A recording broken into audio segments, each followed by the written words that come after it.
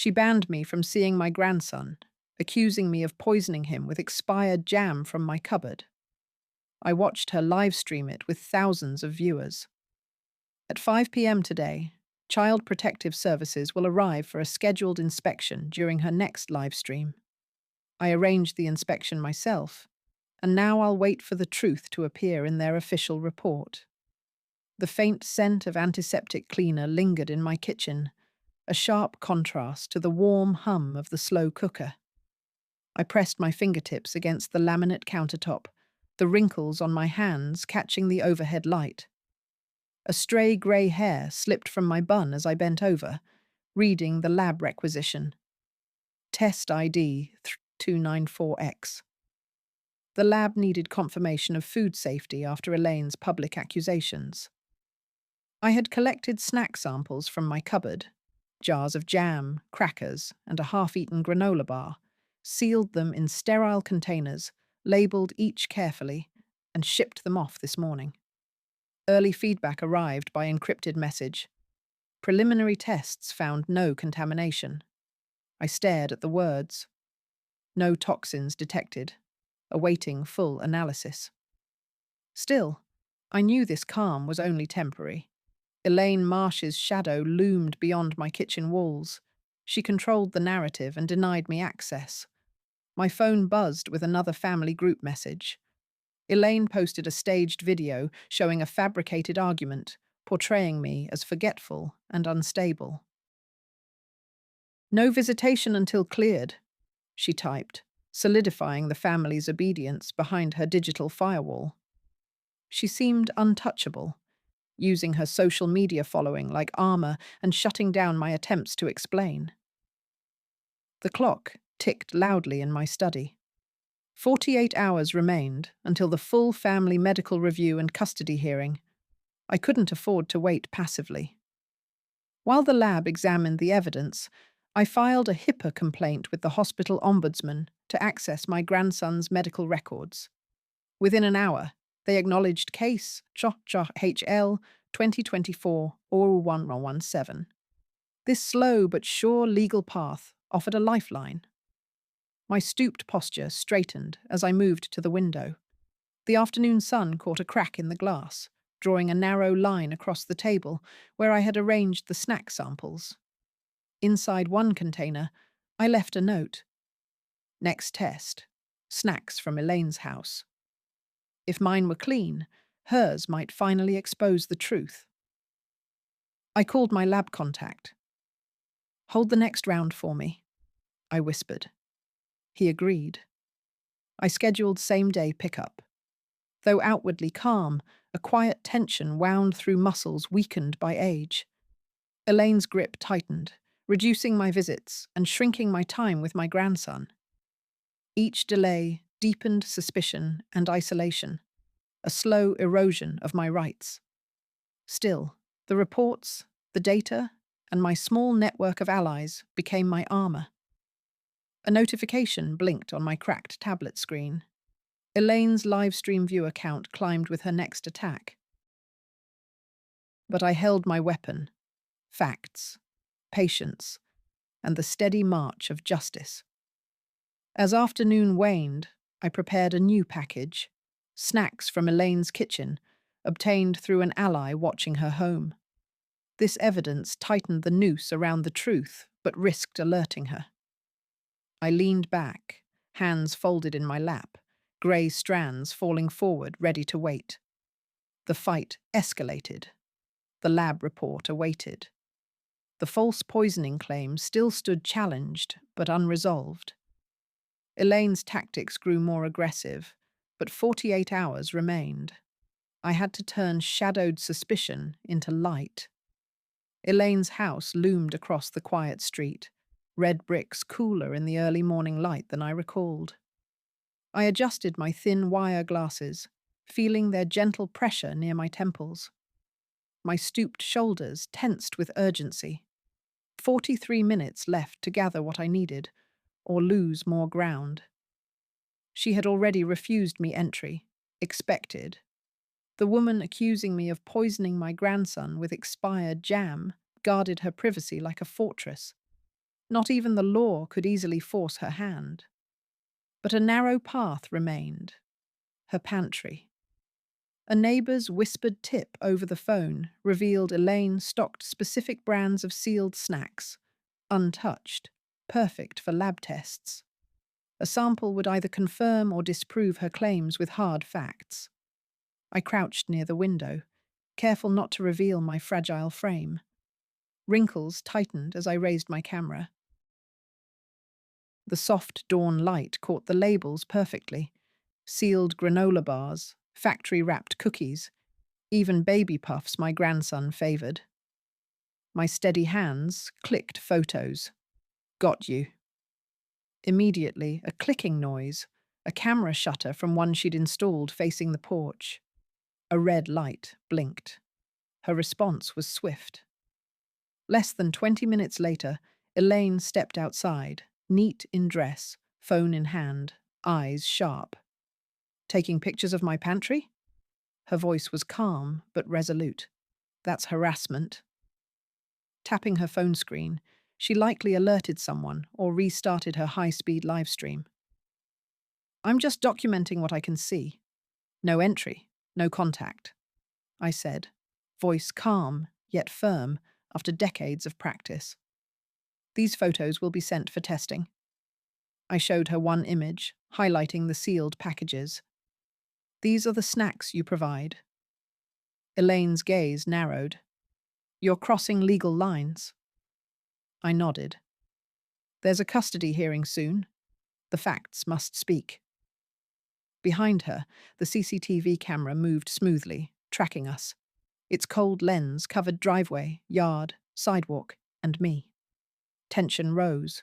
Entrapped in her digital web, every move recorded by a silent observer. Back on the sidewalk, I exhaled slowly. Moments later, my son called, voice clipped. Mum, Elaine's surveillance is everywhere. Be careful. This is getting messy. His warning stung, a wedge driving between us. He sided more with Elaine lately, judgment clouded by her stories. My support was fading. That loss weighed heavily, another cost on this fragile journey. But time didn't pause. 41 hours remained before the family medical review and custody hearing. I compiled the photos, labeling each with time and product details. A colleague agreed to run a detailed toxicology test alongside preliminary results I'd already sent from my own samples. This batch from Elaine's home might reveal critical proof or confirm my worst fears. The twist: Elaine's cameras had captured me taking pictures. Ironically, that evidence, unintended by her, could become crucial. The surveillance designed to intimidate might expose the truth. At home, I prepared the shipment carefully, sealed, coded, tracked. Nothing left to chance. My grey hair framed my face as I sat, glasses perched at the nose's edge. My hands trembled slightly, not from fear, but age and exertion. The clock ticked on. 40 hours and counting. I must prove my grandson's safety and preserve my right to see him. No hesitation now. Each second drew me closer to the hearing that could change everything again. The faded upholstery pressed against my bent knees as I adjusted my glasses. My watch read 16:02. 44 hours remained until the custody hearing, the fragile window on which everything hinged. Elaine's voice spilled from her smartphone, distant yet sharp. Look how happy he is, she gushed on her live stream, the camera fixed on my grandson. Most viewers missed the soft droop of his eyelids, but the subtle stillness betrayed sedation I knew too well. Each blink, or lack thereof, I counted intently.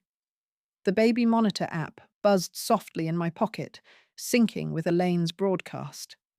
She rotated childcare assistants with every new live stream, making direct confrontation impossible without raising suspicion. My son's terse, cautious message appeared. She's watching everything closely. Don't push too hard. The mistrust niggled at my ribs, sharper than any argument. I reopened the email, Sergeant Ramirez, case officer, confirming a surprise inspection scheduled for 17 during Elaine's next live stream. The timing was brutal but necessary. I'd risked alienation from my son to set this in motion, knowing the emotional strain was already fracturing our family. Carefully, I forwarded the snack sample list I'd sent for lab testing, marked with a hold notice on last week's collection from Elaine's house. The delay was deliberate. I wanted the surprise inspection first. If CPS uncovered anything during the live viewing, my evidence would arrive just in time. Setting down the phone, I adjusted the hem of my traditional jacket over my stooped frame. Deep lines etched my face, but my voice stayed steady on a call to the hospital ombud's office. Repeating the HIPAA complaint details precisely, my grandson's records, case number 7819ED, requested 3 days ago, still unreceived. I noted their promise to escalate. The monitor blinked. Elaine rehearsed smiles on screen, whispering instructions to the childcare assistant off camera. My grandson's small hand twitched faintly beneath the blanket, too subtle for viewers unless you knew what to watch for. My finger hovered over the message button to my son. I knew he'd retreat, but the silence stretched painfully long. The gulf between us deepened, not from weakness, but layers of doubt I refused to ignore. At 16:25, I called Sergeant Ramirez to confirm the arrival time, stressing discretion. "We go quietly," I said. "If Elaine suspects, the whole operation unravels." His calm voice responded, "Understood. We'll be unannounced, but prepared." A fresh blow came. Elaine's social media following had surged overnight. Thousands more live viewers than the previous week. More eyes meant more pressure on CPS and me. I scribbled the figures, tallying viewer spikes alongside timestamps of the sedated moments. By 1650, my plan was set. During the live stream, the case officer would slip in unnoticed through a side entrance Elaine deemed secure. My grandson's safety depended on what they would see, or fail to see. Despite my thick jacket, the room felt suddenly colder. Every breath I took was measured. The last message from my son arrived. A single word: "Be careful." I folded the paper beside my glasses, ready to watch the truth emerge or vanish. Elaine's voice softened as the live stream neared its final 5 minutes before CPS's arrival. My grandson's eyelid twitched in rhythm with the countdown. The custody hearing loomed. My isolation deepened. Still, I clung to the fragile hope that inspection would crack Elaine's carefully crafted facade. The hallway outside Elaine's living room narrowed further as I crouched, fingers fumbling with the small camera's mounting clip.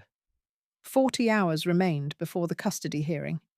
Each bend in my back, tightened muscles stretched with age. My stooped posture and trembling hands betrayed no forgiveness. My grey hair brushed the faded wallpaper as I slipped the camera into place, aimed precisely at the snack table where Elaine handed out food during her live streams. Elaine's sharp gaze haunted me, even though she was out of sight. After I photographed her pantry from across the street, she'd banned all outside devices inside her home. No phones, no tablets, no smartwatches. Her rule was reinforced through 3 additional cameras pointed at every doorway. I knew the risk. One wrong move, and the camera, the evidence, and my access to my grandson would disappear. "My grandson's safety depends on this," I whispered, steadying my breath as I adjusted the lens angle against the wall panel. Time blurred with each careful snap and click, while I synced the wireless feed to my cracked tablet, its battery barely holding. The camera's red indicator blinked. Active. Elaine's live stream launched 15 minutes later. I watched silently from the shaded porch across the street, eyes glued to the tablet's grainy feed. Elaine sat beside my grandson with the usual forced warmth, her smartphone illuminating her face, the high-speed internet connection evident in the live metrics cycling over the stream. A childcare assistant faded out, replaced by another, each rotation designed, I suspected, to confuse potential observers. Then, the moment came. Elaine reached for a snack. It gleamed oddly under the kitchen light. A faint, powdered coating dusted over the biscuit, impossible to miss once caught on camera. My grandson took the snack, and questions rose faster than my pulse. I tapped my cracked screen, zooming in. The powder looked like a sedative, confirming my fears since his sluggishness during recent visits. Evidence I'd need the lab to confirm. Liability materialized around the corner of this tiny lens, watched by thousands of Elaine's live stream audience, unaware of what they witnessed. Burdened by my stiff back and weakened joints, I rose slowly and retreated around the corner. Elaine's strict device ban would detect any additional attempts. I had enough footage to pass. A legal foothold inspired by HIPAA complaint records I'd filed for his medical history and a scheduled CPS inspection that afternoon. Minutes later, Elaine's demeanor shifted on the stream. Her sharp eyes caught something. A hesitation, perhaps sensing a presence beyond her cameras. She immediately cut the feed. An internal chill settled. My spying was compromised. She'd tightened her grip even further. The cost was clear: physical exhaustion, risk of losing the device, and Elaine's mounting suspicion. The strain settled deep in aching shoulders, but the risk to my grandson was heavier. No family support softened the burden. My son's clipped warnings echoed in memory, but never dissuaded my resolve. I whispered to the fading screen, "You won't harm him. Not if I can stop it." The evidence was set. Elaine's powder-sprinkled snack could not be ignored. By the time CPS entered unnoticed under Sergeant Ramirez's coordination, I needed medical and lab reports to follow swiftly. This was no longer a guessing game. The digital evidence aligned with my patient advocacy, all channels converging toward exposure. I tightened the camera's clip once more, steadying my frail hands. Silence drifted between frames and live streams. The fight for my grandson's safety had a direction now, visible, undeniable, unfolding under the relentless march of time. The hospital's private review room was cold under buzzing fluorescent lights. I adjusted my thin wire glasses, smoothing the edges of the lab requisition forms. The clock on the wall ticked. 17:24. Tonight's family gathering felt closer, yet the distance between us widened. My hands trembled slightly. My stooped frame reminded me of every limitation age imposed. But the truth did not wait. Dr. Chen handed me the final page of toxicology results, labeled SED87. "Look here," she said, voice steady but grave. "The sedatives we detected aren't from your samples. They came from the snacks we traced back to Elaine's home." I stared at the report. Precise concentrations of midazolam and clonazepam, benzodiazepines used as sedatives, embedded in the powder coating of the child's favorite cookies. The lab's chain of custody confirmed the provenance.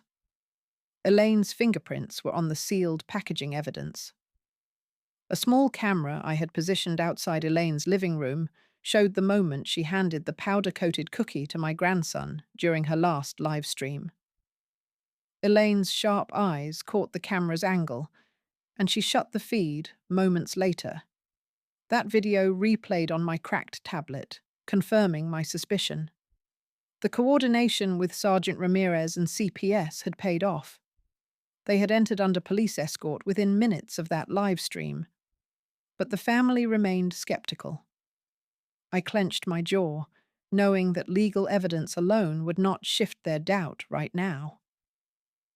When I delivered the report to my son over the phone, his voice was clipped and cautious. Mum, slow down. Are you sure this isn't fabricated? Elaine's already accusing you. I answered calmly. I cross-checked every detail. The lab certified this. The timestamps match the live stream. She's denying it, but the facts don't lie. His silence stretched, charged. Then faint hesitation. I can't defend you on this one, not with how heated things already are. His refusal cut deeper than any confrontation from Elaine. At the family meeting, his guarded stance would leave me isolated. Elaine's counterattack was swift. On social media, she broadcast a denial live stream. My mother-in-law is desperate. These reports are doctored. She's trying to ruin me. Her smartphone buzzed constantly as comments surged. Her childcare assistants rotated on camera, feeding her narrative seamlessly. Each viewer gained a carefully controlled glimpse of normalcy, eroding trust in my claims. Her high-speed internet ensured no interruption, no challenge. The smear campaign accelerated. I watched from my quiet room, glasses perched and fingers steady, despite the exhaustion pooling behind my eyes. The data was clear. The timing was critical. 30 hours remained before the full family review and custody hearing. I prepared for the confrontation, organizing printouts, camera footage, and medical documentation. The betrayal in my son's hesitation stiffened my resolve. Elaine pressed forward with aggressive denials and a growing online audience. I had to break through their barriers. Tonight, the truth would hang in the balance. One misstep might cost access to my grandson permanently. The stakes were exact, brutal. My body ached, but my mind focused. This was no longer only proof, but survival. The cold, fluorescent light cast harsh shadows, but I steeled myself. Time was running out. The family medical review room at the community health center smelled faintly of disinfectant, its cold air humming under bright fluorescent lights. A digital clock on the wall showed 8:45 a.m., exactly 26 hours until the custody hearing. I sat with my hands folded in my lap, steady despite a thin tremor betraying fatigue and age. My glasses slipped down my nose, grey hair tucked loosely beneath my traditional jacket. Around us, my son's face tightened, eyes flicking anxiously between the doctor and me. Dr. Langley held my files and the packet of evidence, toxicology reports, time-stamped screenshots from my cracked tablet, and the medication log. She glanced at the papers, then toward Elaine, who stood near the entrance with arms crossed, eyes sharp and controlled. "Let me be clear," Elaine said sharply. "These allegations are baseless. Missing entries in the medication log don't prove anything. It's more likely a clerical error or misinterpretation." She nodded at Dr. Langley. "If this continues, I will pursue a lawsuit for defamation. This manhandling of my reputation won't stand." The doctor's eyes narrowed slightly. "Ms. Marsh, the missing entries coincide exactly with the days your live stream was active. Given the severity, hospital protocol mandates reporting this to Child Protective Services." Her voice was calm, but firm. Elaine stiffened, then leaned forward. "You're accusing me of deliberately withholding medication?" "That's an unfounded attack to manipulate custody proceedings." I cleared my throat, voice even but unwavering. "The footage shows her giving my grandson a cookie dusted with a powder the lab identified as a sedative. The toxicology aligns with that timeline. This can't be dismissed as a mistake." My son's gaze dropped. "Mum, we need proof beyond this." Elaine cut in, a forced smile. "He's confused. I'm doing everything to protect him." Dr. Langley held up the medication log. Note the absence of nurse signatures and the missed entries only on dates with vial count discrepancies. She tapped the page. This pattern isn't random. Elaine's eyes scanned the assembled group before she smirked. Projecting patterns onto gaps isn't evidence. My childcare assistants confirm medication was administered properly. The outside camera you mentioned is illegal surveillance. Not illegal, I replied steadily. It's on public property, recorded before you increased camera coverage under community surveillance guidelines. Elaine turned sharply to the doctor. I have video logs proving my innocence. The hospital must consider them when assessing claims. Tension thickened the air. My son chewed his lip, shoulders slumped inward. Dr. Langley held up her phone. I've contacted CPS myself. They'll observe the next live stream. Any discrepancies or neglect will be documented directly. This is hospital policy under our duty of care. Elaine bit her lower lip, voice low but firm. If they interfere unjustly, I will litigate. The doctor's tone hardened. This is a precaution. Your pattern leaves little choice. The child's well-being is the priority. I exhaled slowly. Facing Elaine's networked defense, the medical endorsement of my claims pierced her denials. My son's wavering support felt like another burden, a cost no less urgent than legal. Minutes later, as the meeting adjourned, I gathered the evidence again. The CPS involvement was official. The missing medication entries were flagged. Elaine's threats echoed thinly against mounting facts. The next live stream would be watched by eyes beyond Elaine's control. At that moment, I realized, even with limited legal power and fading family trust, I held the strongest tool, the truth, verified and backed by institutional scrutiny. The stakes hadn't lessened. The clock kept ticking. But the trajectory had shifted. Elaine's grip tightened, but her space was closing. Elaine's live stream room was stark white, fluorescent lights dull against sleek furniture. The clock on the wall read 3:30 p.m. I adjusted my cracked tablet. My fingers trembled as I refreshed the CPS case notes. My stiff-backed body reminded me of its age, stooped posture, thinning grey hair loose at my nape, wire-rimmed glasses slipping down my nose. Outside, the neighbourhood murmured on, oblivious to the trap forming inside. Elaine's high-speed internet hummed quietly. The signal test I'd intercepted yesterday confirmed a flawless upload. She planned to broadcast at 4:00 p.m. sharp. Sergeant Ramirez and I had arranged for Child Protective Services to make a surprise visit during her stream. We aimed to catch whatever she tried to conceal live. But Elaine was no fool. She anticipated interference, planting a backup sitter who was unaware of the sedative's role in the last incident. Seconds before 4, my tablet beeped. A message from Ramirez. CPS en route, ETA 5 minutes, Elaine streaming now. My hands trembled harder. The stakes rose every moment.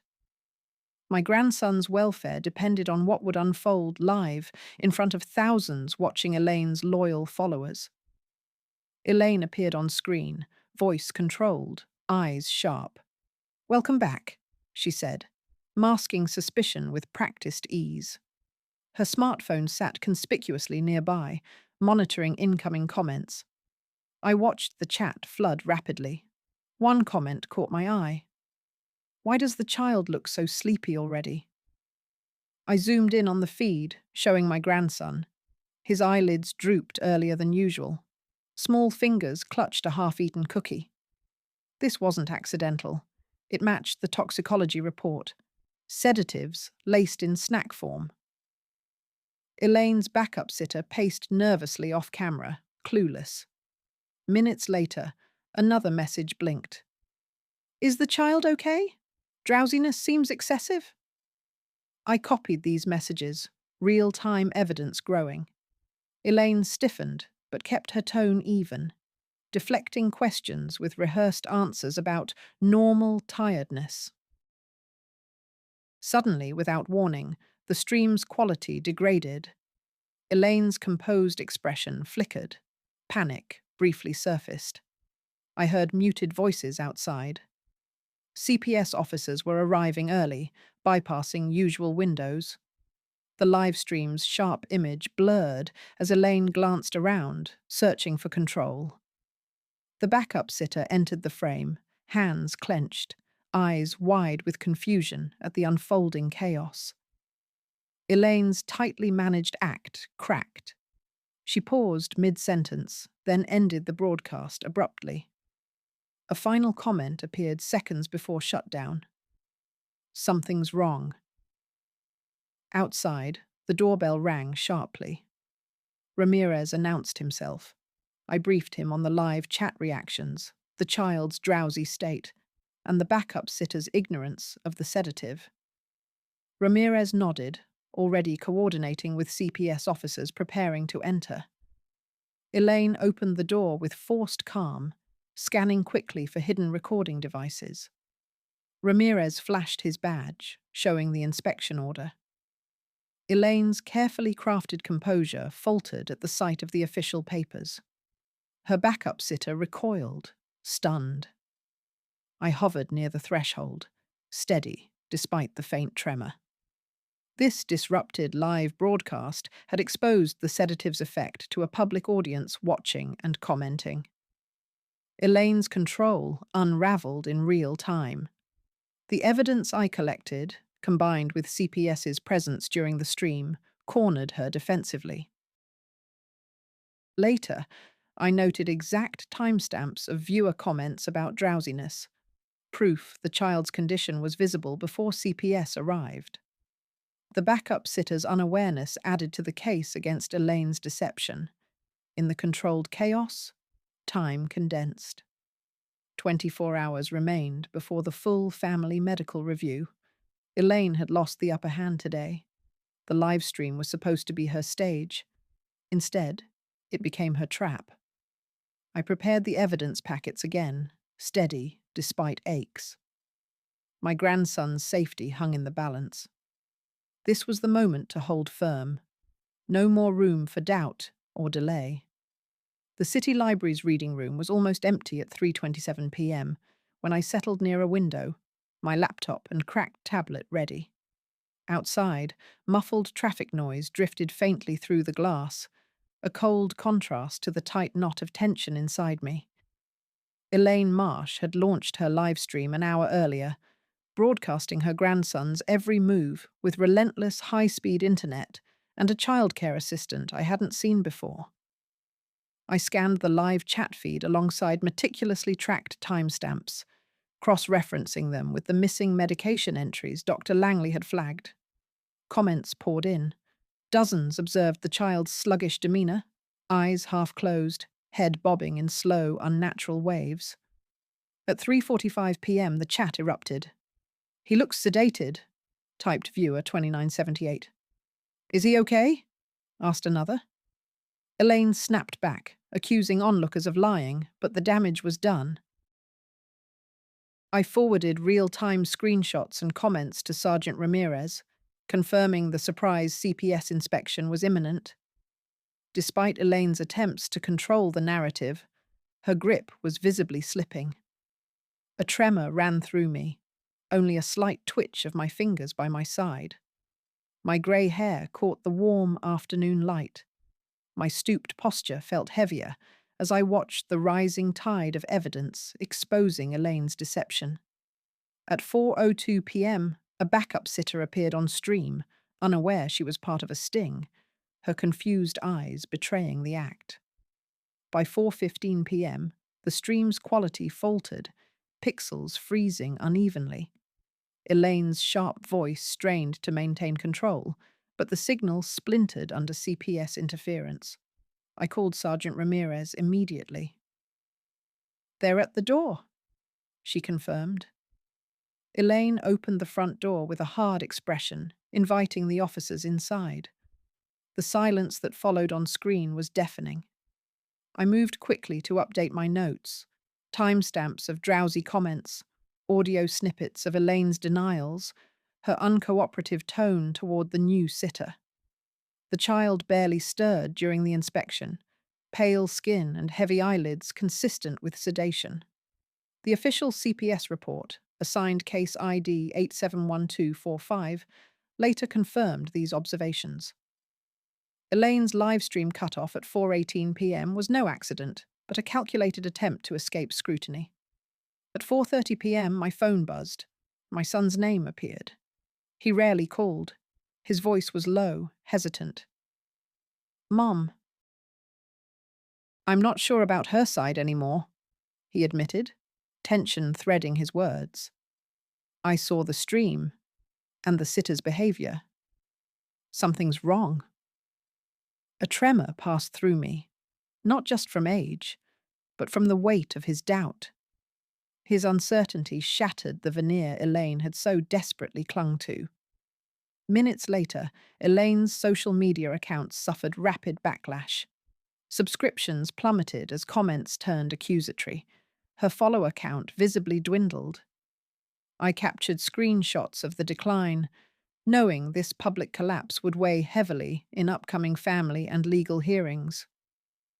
Elaine's desperate control slipped. Her digital fortress cracked. By 5 p.m., CPS concluded their inspection, and the wider family began piecing together the full truth. Elaine's attempts to spin the story were no longer viable. I recorded every digital trace, every skeptical viewer whisper, every step CPS took inside that house. My grandson's safety was now documented beyond doubt. The next 18 hours before the family custody hearing belonged to me, armed with concrete evidence and my son's reluctant trust. Elaine Marsh's plan had spectacularly backfired, her exposure costing her reputation and control. I closed my tablet slowly. The room was quieter now. A faint smell of old paper filled the air. My body ached slightly from hours sitting still. My fingers trembled as I adjusted my glasses, focusing on the time-stamped records. The uneasy alliance with my son gave me guarded hope, but no certainty. The next battle awaited. The courtroom was cold. Stale air hovered as my son and I awaited the judge's decision. My cracked tablet felt heavy in my hands. Grey hair pulled back loosely, thin wire glasses slipping down my stooped nose. I sat rigid, barely containing the tremor in my hands. 12 hours had passed since the CPS report landed in our mailbox, evidence meticulous and damning. Chat logs from Elaine's livestream, timestamps matching signs of sedation, viewer comments questioning the boy's alertness. Elaine sat opposite, composed, clutching her smartphone like a weapon. Her high-speed internet, set outside this room, lay silent but ready. A backup childcare assistant, seen briefly on the stream, had unwittingly exposed part of her scheme. Ratings on Elaine's social media channels surged as thousands watched, divided between disbelief and outrage. The defense lawyer had already launched his assault. "Your Honor," he said smoothly, "the lab report is inconclusive. CPS relied on circumstantial internet commentary and a sitter with no formal training. These are not reliable evidence." His gaze flicked to me, thin-lipped, implying my age and frailty diminished credibility. The judge nodded, but motioned to the CPS officer nearby. Sergeant Ramirez stood calmly, reading from the inspection report. At 16:15, the livestream cut abruptly. CPS arrived minutes later, finding the child lightly sedated. Medication logs were incomplete. The sitter present hadn't been informed of the boy's condition or medications. His condition matched viewer warnings prior to our arrival.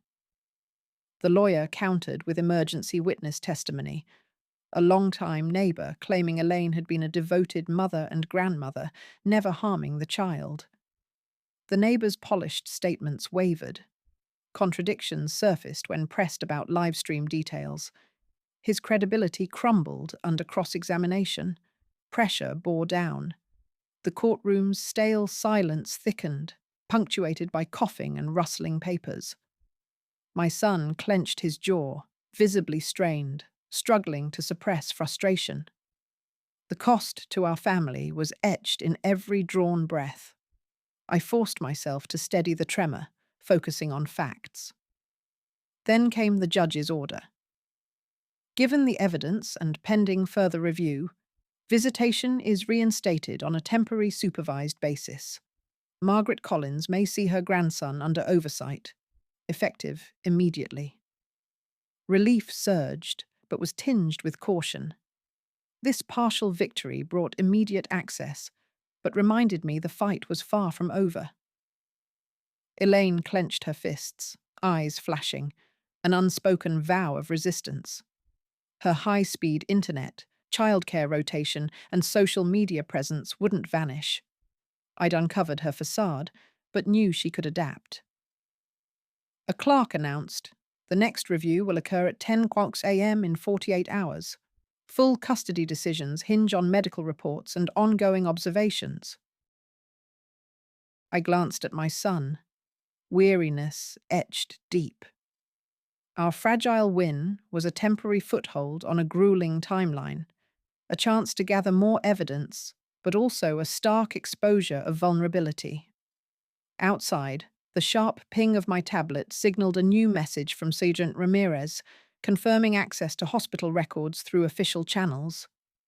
Lawful steps, layered like bricks beneath our defenses. The courtroom emptied. I rose slowly, more stooped than before. My voice steady as I said to my son, "This is our foothold. We hold it." He nodded, shadows dark in his eyes. I adjusted my faded jacket, heart pounding with cold determination. Elaine left without a glance, her social media feeds already rallying support, spinning narratives faster than we could counter. The battle lines had been redrawn. The clock ticked down to the full review. I must prove my grandson's safety to preserve his well-being and maintain visitation. The legal barrier was breached, but only just. Elaine Marsh's next move awaited, and so would I. The sun hung low as Sergeant Ramirez called in. "We're at Elaine Marsh's house for the inspection," he reported. I adjusted my thin-framed glasses, steadying trembling hands. My voice cracked. Not from fear, but irritation. 6 hours remained before the full custody court review. Every minute was precious. Sitting in my faded jacket, its worn fabric clammy against my back, I studied the cracked tablet displaying Elaine's open case file. Each timestamp tracked attempts to conceal the truth. Ramirez's voice crackled again. "Elaine denies direct contact with the child. Her lawyers here, pushing for limits." Elaine's legal deflection was expected. Block access, stall with procedure. Yet her live stream already raised red flags. The backup childcare assistant, streaming live as a substitute, looked less credible. The little boy appeared sluggish, his eyes barely focused. Medication logs for the last 2 days were missing. At exactly 5 p.m., the clock on my wrist ticked down. Elaine's guards spun the narrative on social media, casting doubt on CPS and me. The daughter-in-law's sharp eyes swept the room during their live stream, but bypassed the scattered pill bottles left carelessly, as if dropped in haste. Ramirez whispered, "We've found sedatives matching records, but Elaine's logs omit them." I traced a finger over the tablet's screen. Blood tests from Dr. Chen confirmed sedative levels inconsistent with prescriptions. Moments ago, the shaky caregiver appeared on feed, fumbling with her phone. A costly slip. Ramirez's voice lowered. "We accessed the caregiver's phone. Texts reveal her alarming about overdosing. Elaine, warning, silence. My pulse tightened. Elaine fired the caregiver immediately after those messages, the blatant attempt to erase evidence. I pushed my glasses up, murmuring. The trail narrows, but sharpens. Minutes later, the live stream faltered, pixelated, then cut abruptly as officers entered. The child's eyelids fluttered closed. His chest rose shallow, controlled. Thousands stared at frozen screens. Elaine's social feeds erupted with panic and denial. Ramirez confirmed. CPS taking over. Medical evaluation underway. I felt decades' weight in my stooped shoulders, but straightened. The 6-hour window shrunk swiftly under Elaine's legal tactics and mounting proof. Elaine avoided eye contact, her flawless outfit stark against the tightening chaos. She'd tried masking truth with internet speed and changing caregivers, yet a simple phone betrayed her. At last, Sergeant Ramirez handed me the interim report. Temporary supervised visitation ordered, awaiting further medical opinions before final steps. I closed the tablet. Hands shook as its edges scraped my worn skin. We're closer, I said softly, but the fight's far from over. Escorted by police, Elaine left with forced control, rallying social media supporters. Behind her, the truth unraveled inside. The final hearing hinged on this fracture. 4 hours remained before the court review. I gathered lab forms, legal notes, and my cracked tablet. This wasn't only about proving safety. It was about preserving the fragile legal ground I'd battled to secure. The caregiver's messages had cracked Elaine's shield, yet I knew the final twist awaited the medical report and CPS findings. Until then, I sat quietly, gathering evidence with steady hands, ready for the fight ahead. The municipal courthouse's wood-panelled hallway felt surprisingly cold for early June. A digital clock above the courtroom entrance blinked steadily. 4:30 p.m. The final custody hearing would begin in less than 90 minutes. I leaned heavily on a polished cane, my stooped posture betraying exhaustion, the cracked tablet secured under my arm. Wrinkled fingers adjusted the thin wire glasses perched low on my nose. Sitting eased my laboured breath, but I refused to yield to fatigue.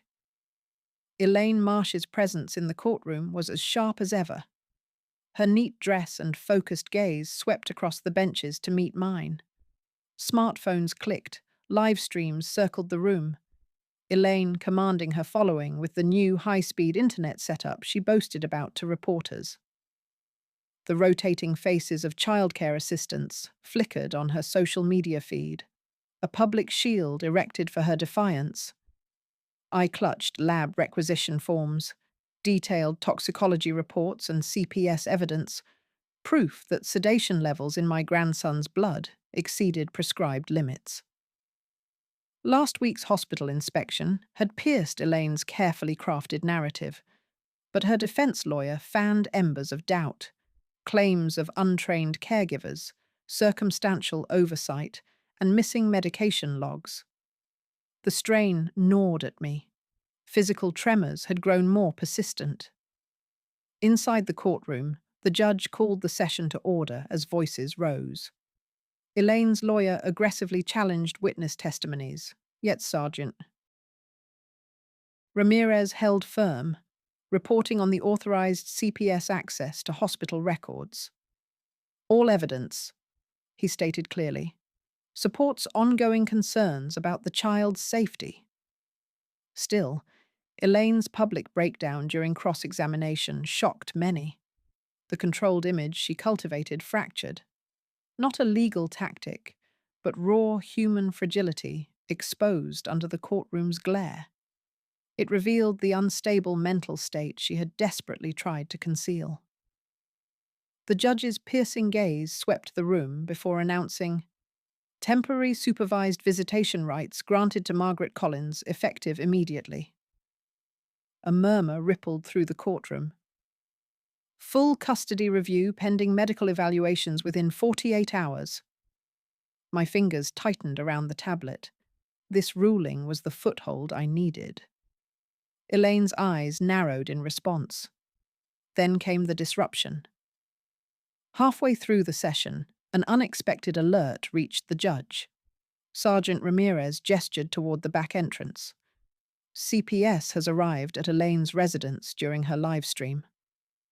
Suddenly, courtroom screens flickered as Elaine's live stream feed cut off abruptly. The judge paused before continuing in a grim tone. Reports confirm recent sedation consistent with previous findings. The child is under immediate protective custody. Elaine Marsh is ordered to begin therapy sessions concurrent with supervised custody by the grandmother. Elaine's social media following erupted in disbelief. Her last digital stronghold crumbled in real time. I exhaled slowly, the brittle tremor in my hands easing momentarily. The stakes had never been higher.